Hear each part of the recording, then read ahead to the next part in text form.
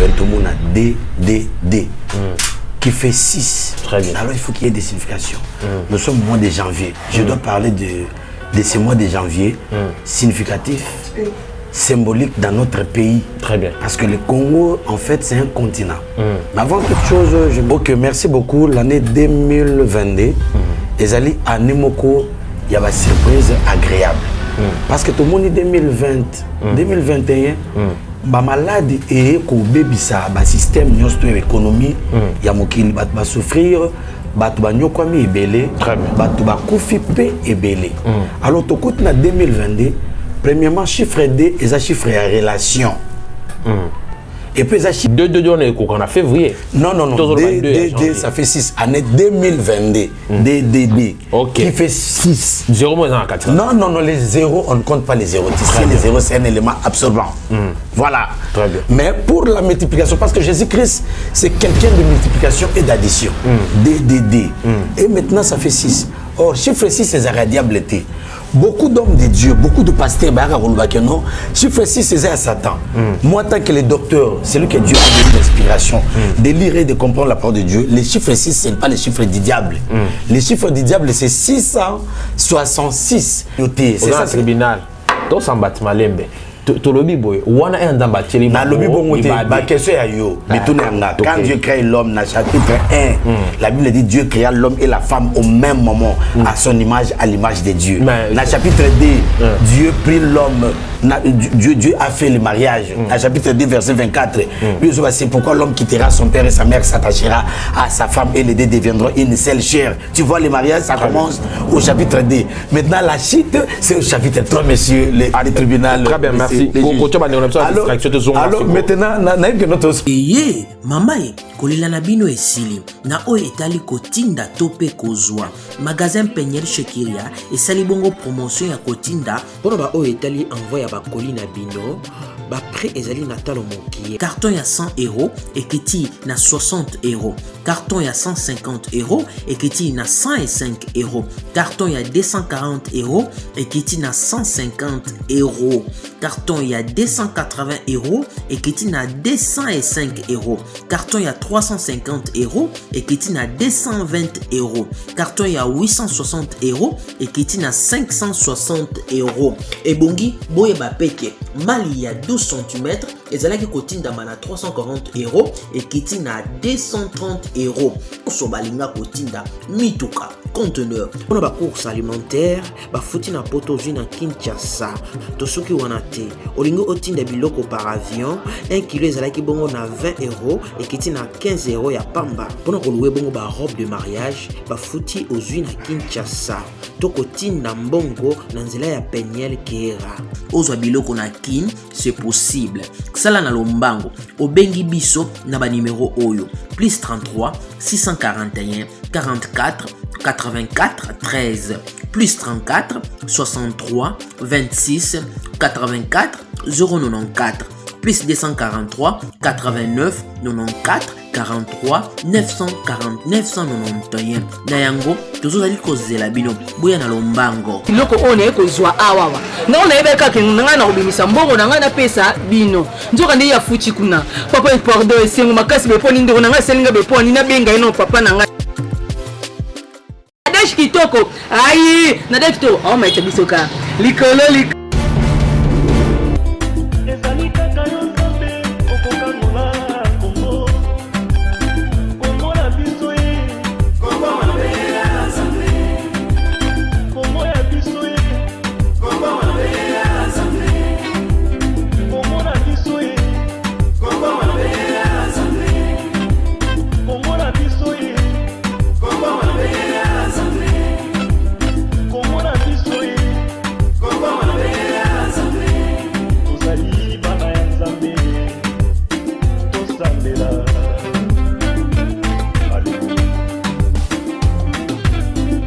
Bonjour mesdames et messieurs, bienvenue dans cette émission tribunal présentée par Monsieur le juge, autrement appelé Taylor Mulumba. Vous êtes nombreux en train de nous suivre. Merci à toi, Maman Nadège Kitoko, Eddie Minzele, pourquoi pas à tous nos abonnés qui aiment bien cette émission tribunal. Aujourd'hui, j'ai un réel plaisir de recevoir comme ça celui qu'on appelle prophète Patrick Bénu du ciel, autrement appelé prophète Mobik ici. Donc, on a ensemble tout découvrir mon mystère et mon makambo et batama au batbako kolobelate.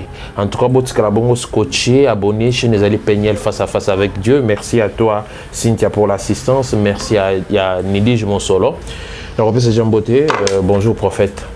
Bonjour, le procureur, les juges, les magistrats de la presse, tout ça. Merci. Moi, je vous aime beaucoup. Vous avez un talent. Merci. Et puis la grâce divine. Et puis plus tard, vous finirez à être un docteur, un pasteur, un serviteur de Dieu, un prédicateur de la bonne nouvelle. Derrière, ça se voit. Très bien. Merci beaucoup, prophète Patrick Bénu du ciel. En tout cas, vous avez plaisir à Soukapezaki émission à Liboson a enregistré pour l'année 2022. Alors, vous allez très suivi actuellement sur Internet, partout dans la chaîne Ebele, les autres, le Blabongo, les combats de la peau. Et Zali Bongo Bitumba et à l'opposo, et à Mindele to Bamwindu to Bato Bachaka Choco, to Ba Obaza Pembe, to Ba Obaza Bois Noir, to Ba Chocolat, to lo Babongo. Alors, avant tout, Bandazan Batumso Baote ko s'abonner, Sika, on va découvrir yo vraiment. Ceux qui n'ont pas les cas et aux allées sous Zongela. Merci beaucoup. Avant de commencer l'émission, j'aimerais prier. Merci beaucoup. Pour bénir le peuple de Dieu. Au monde Koko, en 2022, et ça facilité. Très bien. 2020, au monde a DDD, qui fait 6. Très bien. Alors il faut qu'il y ait des significations. Nous sommes au mois de janvier. Je dois parler de ce mois de janvier, significatif, symbolique dans notre pays. Très bien. Parce que le Congo, en fait, c'est un continent. Mais avant toute chose, j'aimerais prier. Merci, allez-y. Éternel, le bon Dieu, je te bénis parce que tu es présent au milieu de nous. Nous sommes venus témoigner ton nom, ta seigneurie, enseigner pour ta gloire. Je veux que tu bénisses le peuple qui nous suit en ce moment. La Bible dit, un témoin fidèle apporte la guérison, car au temps du soir, mon peuple sera enseigné par moi-même. La parole de Dieu déclare ceci. Dans leur détresse, il invoqua l'Éternel. Au préalable, l'Éternel a envoyé sa parole et ensuite il les guérit. La parole précède la guérison, raison pour laquelle nous sommes ici présents sur ce plateau pour parler de ta part.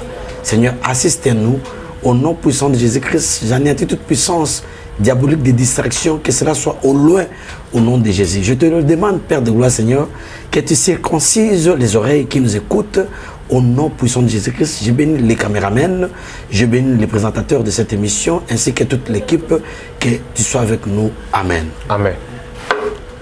Monsieur Bani.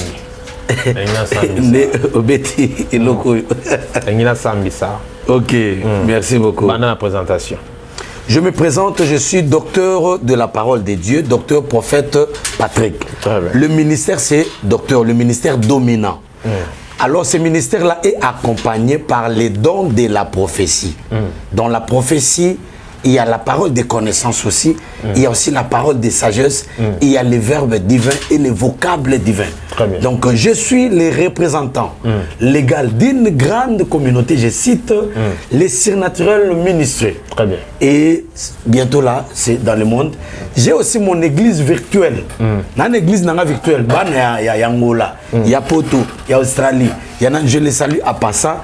Bango église virtuelle to kutanaka to sambelaka na terre samalamu pour mukolo moko te na kati église na Kinshasa na sangisa mo na Canada, il y a Europe, il y a Océanie et tout au salmate. Mais par l'internet qui est aussi mentionné dans la Bible, je puis réunir tous mes enfants spirituels qui se trouvent dans le monde entier. Je les salue. Église virtuelle. Très bien. Église par internet. Merci beaucoup.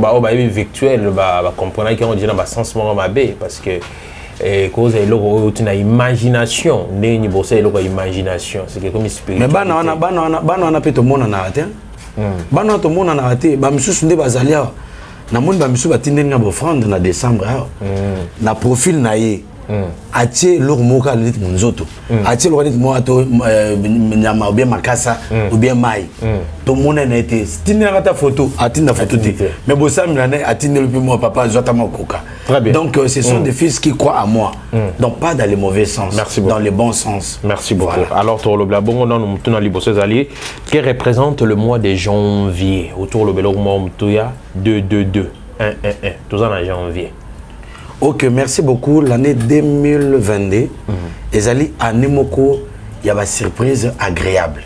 Parce que tout le monde est 2020, 2021, ma maladie est qu'au bébé ça, ba système de l'économie, il y a mokili va souffrir, batu ba nyokwami ebele, batu ba kufi pe ebele. Alors tout coûte na 2022, premièrement chiffre D, et ça chiffre à relation. Et puis ça chiffre à confirmation de bonnes choses. Je vais démontrer cela dans la parole de Dieu. Allez-y. Dieu appelle Moïse. Mosé, Mosé. Moïse, Moïse. Pourquoi il appelle deux fois? C'est pour dire que non, Moïse, moi là, je te connais, je t'établis, je te sélectionne. Tu as une nouvelle relation avec moi. Je confirme l'appel. Très bien. Il y a des personnes, oh, même Samuel dans la Bible, cet homme-là a écouté la voix d'une personne qui lui appelle Samuel. A quand il croit que nous avons sacrificateur Eli. Aïe pas Eli a tourné. Abi papa benginga habité nga bengiote. Azonga lali. Ago sur Samuel. Pour la deuxième fois, azonga pas Eli. Eli a dit non. Tu vois, c'est une confirmation. Quand il va t'appeler de nouveau, dis-lui Seigneur, me voici. Voilà. Parle à ton serviteur. Tu verras tant que Jésus-Christ a eu. Azol Babi, en vérité, je vous l'ai dit. Très bien. Pourquoi ils ont signifié, pourquoi ils ont martelé? En vérité, je vous l'ai dit. Pour confirmer que c'est lui-là. Quand les prophètes parlaient, les prophètes disaient, ainsi parle l'Éternel, ainsi parle l'Éternel. Mais quand l'Éternel lui-même descend, pour confirmer que c'est lui qui est le patron, il dit en vérité, je vous l'ai dit. Il confirme qu'il est le patron, c'est celui-là qui a envoyé les prophètes qui ont toutefois échoué à leur mission et lui-même est venu. Et tu vas remarquer encore, Jésus-Christ dit, ce n'est pas ceux qui disent Seigneur, Seigneur, c'est ceux-là qui entreront dans le royaume des cieux. Pourquoi Seigneur, Seigneur? Donc il confirme, il dit, je ne vous ai jamais connu, vous les gens qui commettent l'iniquité. Très bien. Tu vois? Donc chiffre D, chiffre relation. Je prophétise pour toi qui me regarde. Ma relation à eux est Koufa. Nous avons le docteur Patrick Benediciel, le prophète Mobikis. En 2022, ma relation est Zonga. Très bien. Ceux qui sont fiancés à Kimayo, fiancés à Zozonga. Ceux qui sont à Sundola, à Zonga, il suffit de me en contact avec docteur Patrick, le prophète Mobikis. Bref. Écoutez.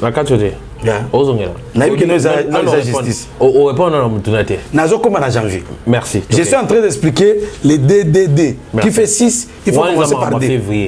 Non, février. Vous avez un chiffre D. Non, chiffre D à 2022. L'année qu'il faut préciser. Vous avez un tribunal. Chiffre A. Merci beaucoup. Nous avons ça va pas la patronne de la chaîne. Merci. Comment elle s'appelle encore? Nadège Kitoko. Maman Nadège Kitoko, année 2022. Et ça, année en relation. Tu vas remarquer où est Koufa et aussi quoi. Merci. Attends, papa, n'a pas caméraman. N'a pas une étoile ma casse. Très bien. Et je vois que nous n'avons pas de musique à Moka. Il va effectuer un voyage. Il va voyager. Très bien. Dieu va le bénir. Messieurs, Dieu va te bénir. Tu vas quitter ce pays. Je vois un voyage important. Je vois des personnes qui se lèvent. Les personnes qui vont te soutenir, je vois cela. L'Éternel va le bénir. Alors, tout le monde DDD qui fait 6 l'année 2022. Non, répondre juste. Depuis que nous avons un tribunal au TICA la question. Oui, que nous on a février. Non, DDD, ça fait 6. Année 2022. DDD. Qui fait 6. 0 moins 4. Non, les zéros, on ne compte pas les zéros. Ici, les zéros, c'est un élément absorbant. Voilà. Très bien. Mais pour la multiplication, parce que Jésus-Christ, c'est quelqu'un de multiplication et d'addition. DDD. Et maintenant, ça fait 6. Or, chiffre 6, c'est irradiabilité. Beaucoup d'hommes de Dieu, beaucoup de pasteurs, chiffre 6, c'est à Satan. Moi, tant que les docteurs, c'est lui que Dieu a donné l'inspiration de lire et de comprendre la parole de Dieu, les chiffres 6, ce n'est pas les chiffres du diable. Les chiffres du diable, c'est 666. Les chiffres 6, c'est les chiffres de l'homme. Dieu a créé l'homme le 6e jour. Dieu a donné le pouvoir à l'homme de garder et de cultiver les jardins le 6e jour. Il a donné à l'homme le mariage le 6e jour. Donc je prophétise aux personnes qui ne sont pas encore mariées. Au jour d'aujourd'hui, mais c'était un mariage. La Bible dit il n'est pas bon que l'homme soit seul. Je lui ferai une aide semblable à lui. Il l'a endormi. Écoute. Écoute, oh, Seigneur Jésus-Christ. Je lui ferai une aide semblable à lui. L'homme se réveille. Quand Dieu lui avait endormi, il a pris l'une de ses côtes qui en informa la femme. Et l'homme se réveille. Il dit, voici cette fois-ci. Je vis l'os de mes os, chair de ma chair. Je l'appellerai femme. Cela veut dire la mère de tous les vivants, Ève là. Et Dieu les bénit, il leur dit, soyez féconds. La fécondité, on parle des histoires, des sémences de la femme et de l'homme. Très bien. Ce qu'on appelle sperme. Et de l'autre côté, l'ovule. Dieu le bénit en termes de mariage, en termes de procréation. Et il leur dit, multiplier. Donc l'homme avait le pouvoir de multiplier. Non,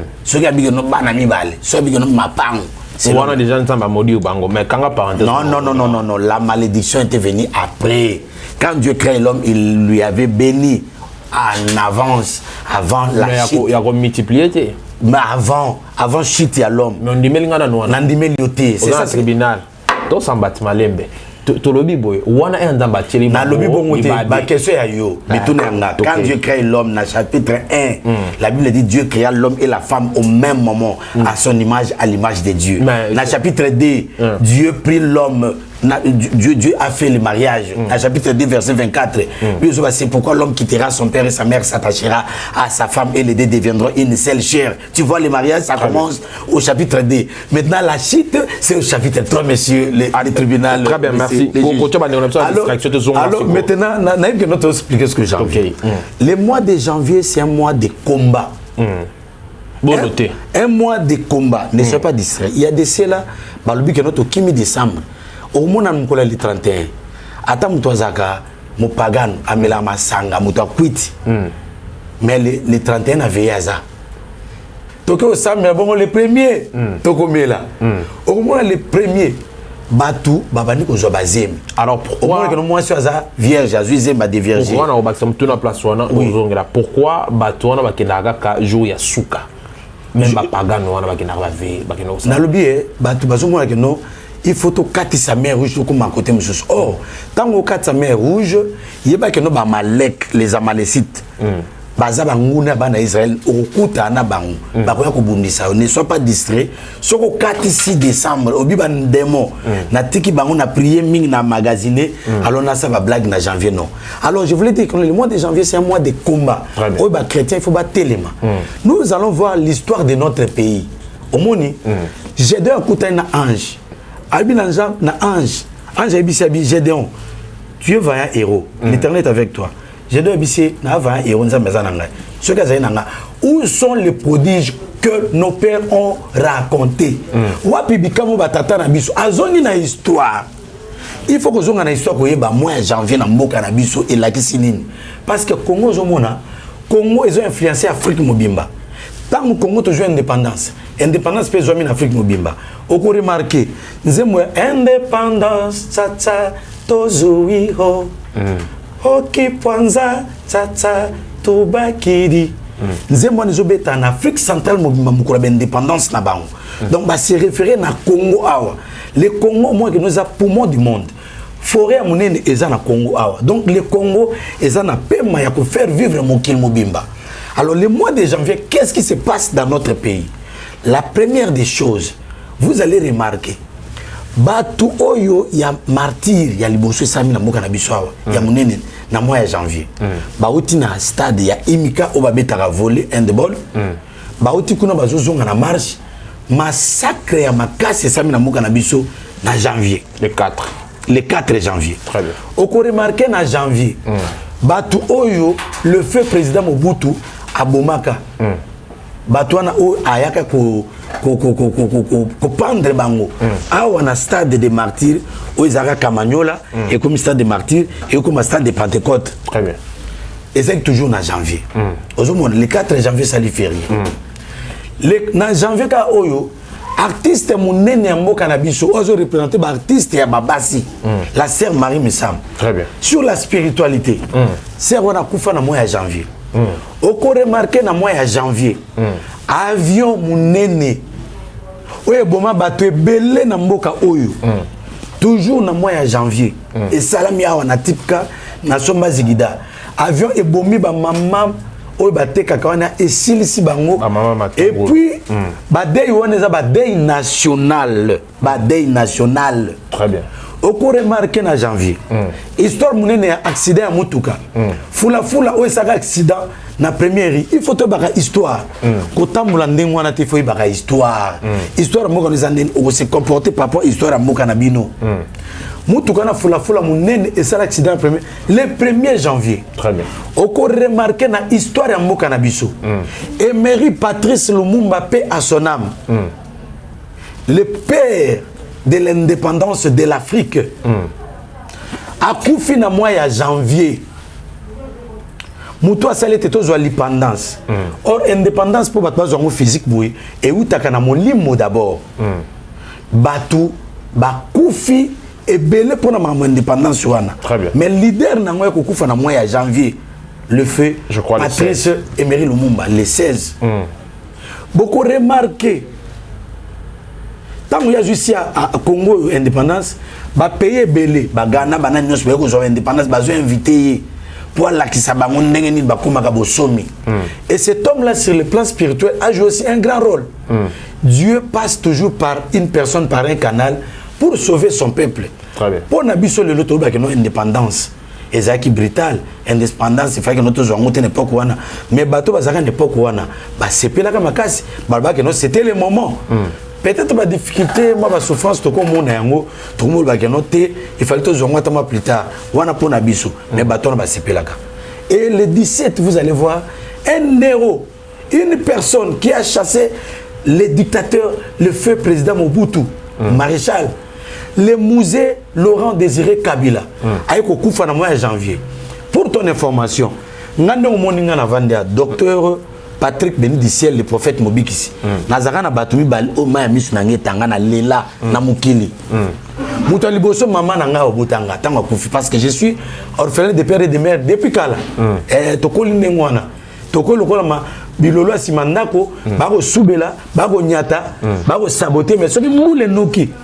Mbula e okoli sabiso ni tokomi lo bassin na nzambe licencié en théologie. Gradué en management et puis sciences économiques, diplômé aux éducations à la vie et de plusieurs formations, tout ça, beaucoup de formations. Dieu nous a aidés et même journalistes ayant reçu une formation correcte aux monde. Donc, Zamnalo l'a sungabiso et moi au ya janvier, ndena leli moto a bengi musée Laurent Désiré Kabila. Musée Laurent Désiré Kabila a saliké $1 est comme 1 franc congolais. À cette époque-là, parce qu'on appelle ce coiffeur professionnel. Donc, si on a vu 4 souki à papa. On a évité. Si on a vu maman vendu, si on a vu maman vendu, on a planté. Rapidement. Alors, mois de janvier, c'est un mois qui représente beaucoup de combats. Peuple de Dieu, beaucoup de habité na 4 décembre, na côté na mois de janvier. Na vana na kangama beaucoup. Non. Keba. Ceux qui ont un paiement, ceux qui ont un repos, diable a un repoté, diable a paiement kate, il travaille jour et nuit pour combattre les enfants de Dieu. Raison pour laquelle la Bible dit veillez et priez, afin que vous ne tombiez pas dans la tentation. Et puis la Bible dit priez sans cesse. La prière fervente des justes a une grande efficacité. C'est lui qui met ses genoux par terre. Donc, c'est lui qui met ses genoux par terre. Et victorieux. Très bien. C'est lui qui est capable de toutes choses. Tu aurais tenu donc janvier ezali mois ya combat. Mois ya combat. Soko longi yango. Au côté na mois ya liberté. Très bien. Mois ya liberté ne février parce que mois ya liberté.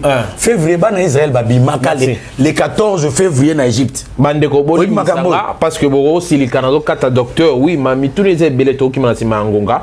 To le beli bongo likambu ya deuxième question l'homme noir hein. Bon, qu'est-ce que j'ai dit? Il te le la likambu ya peau. na mwasi ya mwindo na mwasi ya pembe nini se cachera derrière bango. Merci d'abord beaucoup. To ba na mwasi ya mwindo. Merci beaucoup ngai lelo na yekolobela basi ya mwindo te. Limisanga po tuninga mituneza miyano eza ya ngai. Nazolobela lelo d'abord poso ya pembe. Okay. Le combat oza na poso ya basi ya pembe. Ato zaki mwindo upakoli mafuta komi pembe. Na moni mama azotala nga makasi kuna na sima ba mama bazal babi toyoka masolo ya bitumba ya bato ya pembe. Avant de commencer, je vais lire la parole de Dieu. Nous sommes dans le livre des Cantiques des Cantiques. Très bien. Oya Salomon bato batanga Cantiques des Cantiques mingte ba Bible livre ba mourir. Dieu t'amour. Cantique des Cantiques chapitre 1 verset 6.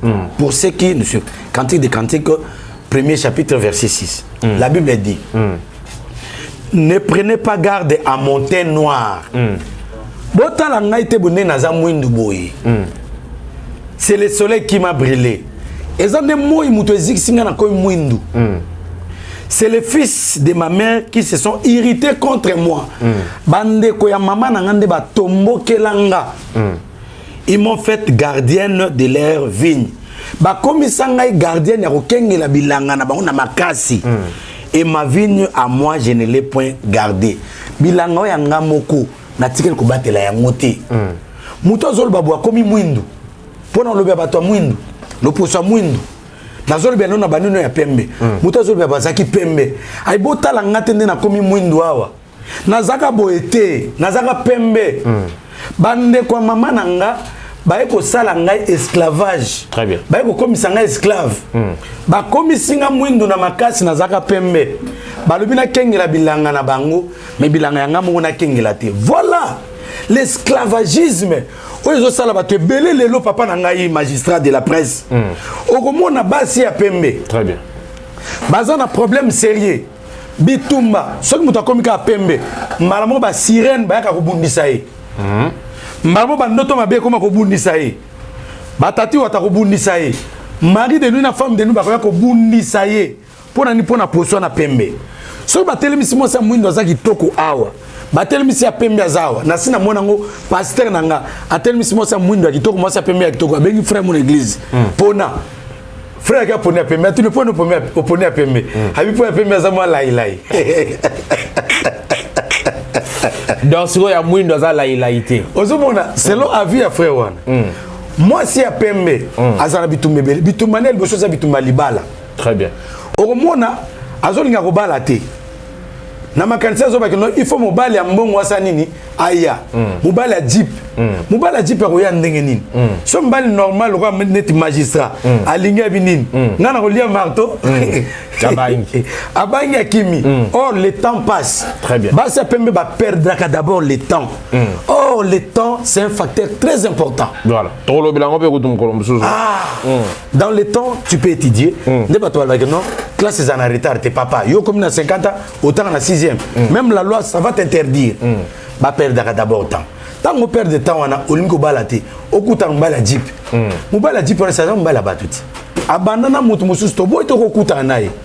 Mais attention akuta na mwasi pembe wana. Yepe mbala na obanga mwasi pembe. Abi basi boy dépense bazara kindumba. Nzoka mwana batu bazane ndumba te. Omona pe mbala banoza peka boy. Mama bana za ya mwindu, mais ya makangu aza ya pembe. Soki yanke na Dubai, ako préfère que na ya pembe wana. Ba osu aka na Dubai, mais na libala te. Le combat de la peau.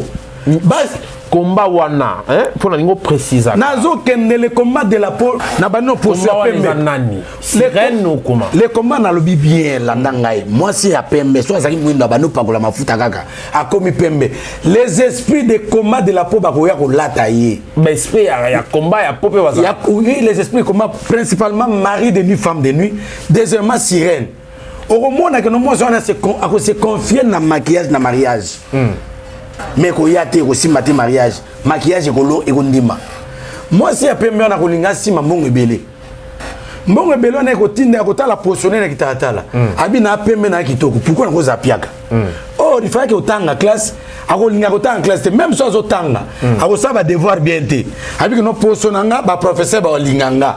bon matanga classe limbisanga au moins la majorité à basi pembe au moins la majorité voilà limbisanga alors n'habite token déjà malé la soupe ozo katanga ba question donc je ne sais pas public comment ta la biso comment citer comment public va comprendre magistrat ozo ça misanga bien te merci tokei citer place wana po bituni ze belé tokende aïe au moins ce qui émission to suka ta to suka me bat ba comprendre likambo parce qu'on a que ma réponse mbang yo ça va volume 1 volume 2 Ozomona. Et monsieur fait ça 1 heure du temps. Muto atali penza ba comprendre. So na zaki mwinda zo parler mafuta ko mpembe ba kana ko ma bitumba. Ozomona. O sanga ba perte d'idée marqué que non zamba zananga. Cette espèce zananga. Ba si apembe ko remarquer à cause na camarade ya batu mwindu. Batu mwindu ba ko utiliser. Au moins moi c'est apembe azara gentil, azara poli. Bo ba entouré ba azara méchante. Azapé mabe. Ba ko utiliser le commerce, le fond de commerce. Nanzela na ende mobile ya bien ya po bango ba bénéficier ozomona mettons bazo exposer kuna akokende ti azu maladie ya sida akufi so azu maladie ya sida te akozo maladie d'infection so azu infection te milu mabe ko kote moi si moko pembe akende ko linga mobali moko bu mobali anza na mbongo na ye alingi moi si pembe eloni mobali wana sali la première fois kutana moi si pembe wana akabele $1000 la deuxième fois akabele $5000 troisième fois akabele $10,000 quatrième fois akabele $1000 cinquième fois moi son aye mobali wana lokwa linga moi si pembe lokwa ba si pembe ba mema bango na ndako te ba kena bonga au moins ba flat yawa ba appartement ba $5000 moi la jeune fille autant mona amer zipe kitoko asala ka pa sa place moko te ba zo pa papa mo pona po so pembe ba vandisi na place mo appartement ba futele ma nyonso bana misala po so pembe siko papa wana pesi moi $1000 $2000 $5000 $10000 na $1000 lobi moi so na pembe aye pa papa wana ba kutana na restaurant na nzela bakabona ka peka na nzela papa wana ayebisie ah ma chérie est-ce que comme il sanya unanga libelete ta mwana nya unanga zolela kufela ki mama na ye lokola moi sa pembe alinga pe mbongo pona positionner ya pembe alinga musala te souvent na lobite na baba alinga misala te il y a des ceux-là qui travaillent il y a des ceux-là qui ont bel et bien bouquiné il y a des ceux-là qui sont intelligentes il y a des ceux-là qui sont au parlement même au Sénat si na ba bloc nyonso institution nyonso bazali et moi na mentionne à cause ya mbongo azozwa parce que alandaki mbongo parce que bande ko muso entourage batina ki tuzan pour mbongo amelisi mwana nyao libele tango amelisi mwana nyao libele azo ina ndako maladi bandi abenga papa wana papa numéro zo lika suite aibi ndako papa wana te bakuta na nzela et puis basi mingi ya pembe o balinga ko sala kindumba bazaka na tente ya ko identifier esika mbala zaraka avant na wapi asaka nini bazara d'accord contente to kutani place na restaurant tel ba kutani et ça se passe comme ça azuba mona azuba te au cas de problème et moi na mentionne abani ko kufa ayeko témoigner habité na melisa kanya moko libeli banona cancer libeli zuye mobali wana benga kilika na esute et puis basi ya pembe mingi parce que balinga bato ya mbongo bato ya dip moko bakuta na kana bato bakufa siko makambona sana makaka bakuta na bato ba bimsaka mituka ba eza ba cercle nazo tuno boy makambona sana makaka na Afrique to sana ma pena poto nazo ba basi ya pembe basi belé nazo ba na poto basi ya mundi so bazate parce que poto kuna bazana bilombo susu bakisi akokumela akomi pembe ato zaki mundi soko komi pembe monde spirituel e combataka ba po wana zolo baka na Afrique na bi na monde entier même na poto monde spirituel e combataka ba po ba monoka komi chocolat frappant zo ke na pembe komi pembe malmo ba ko cibler yo très bien ba koto na raya bitumba oko remarquer ba sa pembe mona même na balbaka ba sa pembe za so za muhibité azam moto asuba na meto so moto asuba na meto azandumba so zandumba te azandoki tu vas remarquer toutes ces choses-là. Très bien. Pourquoi biloko nyonso mine ba olat sang na basi ya pembe. Merci. Eza combat na bango. Au moins na pe basi ya pembe so côté na église. Au moins na bango basé belete. Voilà. Et puis il y a des places où ba métis ba kuta na même na ville. Na kende ko beta parce que ndeko qui pasteur na za musicien, ba invitanga na yema na matanga moko boye ya bon otanga kombote. Na komi na matanga wana na place mona Gombe, o ba loaka salle $5000. Ezaki matanga moko munene ya mwasi moko boye azaki mwana lobezate na komi wana na matanga wana nazaki entouré par les métis nabi oh mais biso to vana na cité to mona bango te bakuta na wapi bayebani wapi babi ezana ba clique ezana ba réunion na bango Pourquoi ba clique, pourquoi ba réunion na bango? Et puis basi ya pembe mingi, ba komisaka bango ba sirène ya molili. Azabu azo baté ba comme sirène inconsciente. Et azo comprendre te ko vana mibalité. Et puis basi ya pembe mingi, ba ka ko bebisa sexe na bango bo mwasi. Par les esprits qui combattent la peau. Ne ko mona na ba publicité ba mafuta, ba komaka l'ange de fruits. Ce qu'on parle ma photo teinture comme bien. Ange ya fruit ni nazana kati ya fruit wana pour ce qu'on parle ma photo no comme pembe. Bon, siko na ba o bakuta na ba kawana. Yuzo mosa na nzambo zali docteur. Nous préciser. Conseil de la parole de Dieu. De la parole de Dieu. Message to lilobano eko zalani to comme na suka na ngana tuno mitune belé mais na tête sur na tuno mituna et perturber message nyos o lobi a. Alors, photo tika bateau, ba mail message na yo, écoute bango. Merci beaucoup. C'est une émission bien réfléchie. Voilà. Alors, conseil ton message par rapport à nyos o nabi ke o lobi wana, et ça na base belé ba kuta na. Bazo vivant. Pe ba remarquer ba indi ces ali. Au monde blo bazo mba ba bengo mbala boni semeki. Toujours na base ya pembe. Très bien. Conseil na repesa bango boy. Ba lobelaka bango mabe belé. Au monde a soka boy mobile moko tel. Mobile wana ko lobel maloba mabe.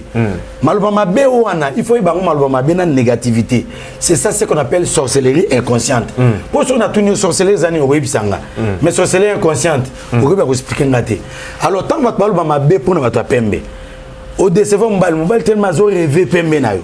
Au kimi au limito camarade na ye. Azol mabe et puis bato be bazana capacité. Ya ko kotel bango tanganga, pe bazwa bango avec facilité.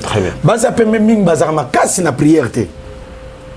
Soit qu'une église bazwa pe combat. Au moins le pasteur na ba prophète aventurier. Ce qu'on ba pembe ba prophète na ba pasteur aventurier. Quand nga za pembe au moins ka prophète mamo la nanga bureau deuxième regard. Donc ayaki pour samela akomi kuna susu bo tellement za pembe. Donc comment ne landie une église papa na ngai. Oh non, bah c'est un problème sérieux. Combien l'année tu n'as qu'à l'église? Au moins nos frères battent ça à délivrance suivie. Si moi comme qu'on l'ougaka bimakana sert à pembe. Donc à une église même pour notre solution, appelle le docteur, le prophète Mobik ici. Merci. Écoutez, malbagnos malbamabe pour na bango. Malbagnos malbamabe pour na bango. Au moins malbagnos zola tanzoto, c'est ça la sorcellerie inconsciente. Très bien. À salanga boy, à koyeba. Ne zo mona bazobota. Basa pembe mingi babota bana tata azo sala pe tout abibo na koy mukolo na maîtriser ta mobile moko na zanae ako maîtriser te na suka nango pembe tango ko fané soka za na mbongo te elle se retrouve venir souci à Koufi souci à Beli ou bien cause de malade de sida. Mais moi je ne suis pas là pour toutefois combattre Batouane, mais je donne un message. Ngara na exemple muke poto ngito si c'est bongo Amida oaza mwasa pembe aye kumbango akutana na ngote tondenge poza na mbongo aza na vie bien. Bitumba nazo ba pona batunyo so pembe. Batunyo so pembe bakutana na bitumba. Il faut kanga mananzambi. Amida pas changer. Batunyo so ya pembe bakutana na bitumba. Race wana ya pembe bakutana na bitumba o na lobi na émission oyo papa. Naza clair. Basi nyoso ya pembe atozaki mwino pakul mafuta komi pembe. Merci beaucoup. Okuta na bitumba wana. Numéro contact na yo. Numéro contact nangai. Appelez le docteur Patrick, le docteur de la parole de Dieu, Patrick Bendiciel. Na plus 243 90 71 021 71. Plus 243 90 71 021 71. Et vous allez afficher. Le roi peut vous afficher et Nzambi apambolo makas pour la valeur au PC bisuna honneur au pesanga. Merci. Vous me considérez tellement. Merci. Raison pour laquelle la ligne roaming. Merci. Et puis nazo bisa aux alliés les géants de la presse. Merci beaucoup. Alors vous avez grand plaisir sur là vous allez enseignement au fallait la couvrir bon on a grand arbre à baoba pour pesa ba branche. Alors sans en quelques salutations on revenir rapidement on a bandé au balande qui vas-y le bako au plaisir. Merci beaucoup. Na pesi mote na ngai na mama Titi Bwana na pesi mote na ngai na Maeva koko ya Maeva na pesi mote na Maeva koko ya Maeva ma fille spirituelle. Très bien. napesi mbote na Kasongo yemo ya miyebi na Kasongo mbote Maman Nadège Kitoko mwasi ya pembe mwasi ya talo docteur azoloba napesi mbote na Kasongo azutalanga na famille Kasongo nyonso et puis napesi mbote na ngai na mama Yvette na Suisse napesi mbote na ngai na mwana ngarite. Merci beaucoup. Nzambe apambola pe yo apambola bandeko nyonso apambola nyonso bazana sima caméra. Voilà. Alors apambola basi nyonso pembe. Merci. Ba mona teke no mabe ba yeba bitumba na bango. Les enseignements. Merci beaucoup. Et puis m'a sima to expliquer pour noir et puis to expliquer métis. Très bien. Et puis makam o batu balba ke non nzambe ba mindele nzambe ba to muindu nzambe mindele azate nzambe ba to muindu azate subino bozo ba ke non nzambe ba to muindu bo ba ndundu ba parce que non nzambe na bango so azana o te ba to mindele yesu mutakufela bango ba mindele bandi mele yesu biso ba to muindu tondima nzambe ya soki nani. Merci beaucoup. Donc établir ngai magistrat oza mutu munene mais na établir magistrat. Je vais prier pour toi et pour vous bénir. Éternel et bon Dieu, le Tout-Puissant, je bénis cet homme. La Bible dit, vous aurez pour territoire à partir du désert jusqu'aux grandes eaux des océans. Que sa bénédiction commence à partir du désert. Cela veut dire l'époque, les moments où il traverse. Il va aller très loin. La Bible dit, voici mon serviteur, prospérera, s'élèvera, montera. Il sera très haut placé. Que cette parole se matérialise aujourd'hui. Que cette parole soit ostensible dans ta vie aujourd'hui. Je menace tout esprit diabolique qui va s'élever contre ta personne. D'ailleurs, la Bible dit toute arme est forgée contre vous et nulle est sans effet. Déjà, à l'usine de fabrication, cette arme-là est inefficace. Au-devant de toi, il n'y a que des bonheurs, des bonnes personnes qui vont se pointer au-devant de toi pour te bénir, pour te faire du bien. Au nom de Jésus-Christ, que la parole de son serviteur, que je suis sa complice dans ta vie, je dis, je certifie, je signe. Amen. Amen. Amen. Na recevoir yango. L'homme de Dieu, obi o ezali cher, ezali rare. Alors puisque vous allez cher, donc nous avons pamba, il faut préparer kango, te préparer matière. C'est un grand plaisir. Il y a une invitation à biso. Na base na rozona ma mikolo mikoya, na ba thème ya sika, to lobela bongo doublage, c'est-à-dire vie. Ndenge muta vivre na ndenge doublir, c'est-à-dire le dédoublement. Les deux voilà, balobaka dédoublement. To lobela yango et puis to lobela moi ndambo ya spiritualité côté incarnation. Incarnation, on va en parler. Aussi, votre message incarnation. Et il y a des religions, des doctrines qui parlent mal. L'incarnation, on va expliquer dans la parole de Dieu. Merci. On va expliquer qu'est-ce qui se passe dans l'incarnation. Prochainement. Alors, cher internaute. On initie ma casse fort ma incarnation.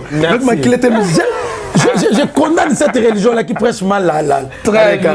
Docteur Béni, voilà. Il s'appelle Docteur Béni, Patrick Béni du ciel. Babenge autrement, Mobik ici. Donc, prophète Mobik ici. Ce que c'est au CPL qui n'a autour de ces numéros naïe. Les alliés affichés, on a bien beaucoup à contact naïe. Pendant que tu as émission à Sika, naïe, n'a pas sapé programme Nango. Merci naïo, Marisa la Sugar.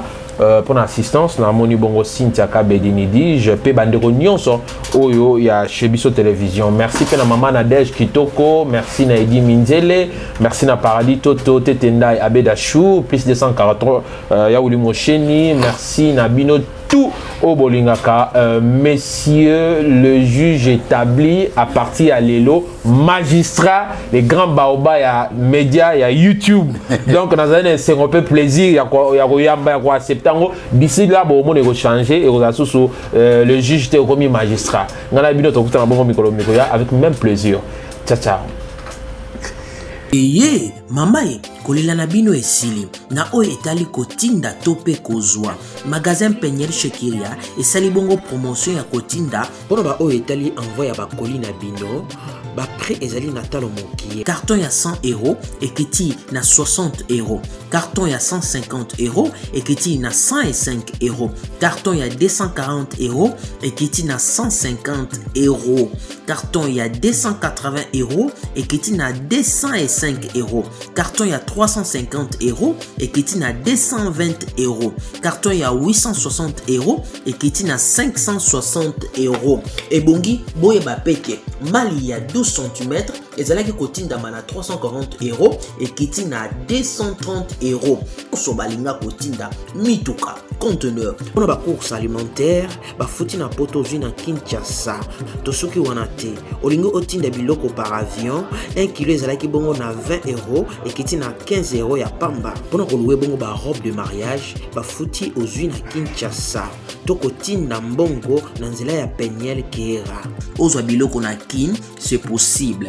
Sala na lombango, obengi biso na ba numéro oyo. Plus 33 641 44 84 13 plus 34 63 26 84 094 plus 243 89 94 43 940 991 na yango tozozali kozela bino boya na lombango biloko oyo naye kozwa awawa nao nayeba kaka nanga na kobimisa mbongo nanga napesa bino nzoka nde ya futi kuna papa pardon esengo makasi beponi ndeko nanga eselinga beponi nabenga ino papa nanga Nadej kitoko ayi Nadej kitoko awa maita biso ka likolo